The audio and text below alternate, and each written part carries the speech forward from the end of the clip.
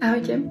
Minulý víkend boli v pláne záclony. Tie sú vďaka Bohu už vyriešené.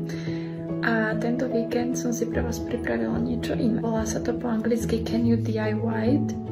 A je to vlastne o tom, snažíte sa napodobniť ten originál. A ja som si teda vybrala 2 obrázky. Vybrala som si teda tieto 2 obrázky, ktoré som sa snažila napodobniť. Druhému som trošku zmenila strih. Z kruhovej podstavy som urobila obdĺžnikovú a vyšiel teda presne tak, ako som chcela. Keďže mám na tieto videá 20 minút obsahu a musím to vždy skrátiť na cca minútu a pol, vidíte len naozaj chabý zostrih z toho, čo by som vám reálne chcela ukázať.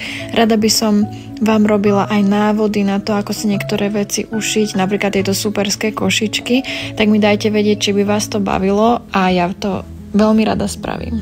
No, ušila som teda 2 košičky. Tento jeden, ktorému chýba nejaká výšivka. Chcela som našiť také maliké kvietky. No, moja zbierka vyšívacích nitiek a bavlniek je chaba. Takže toto je jeden a toto je druhý. O takomto prešívanom košiku som snímala už nejaký čas. No a na konci ma čakalo veľké upratovanie. V sobotu mám prvú veľkú návštevu, tak musí byť šitiareň tip top. No viac vám ukážem budúci týždeň. Ahojte!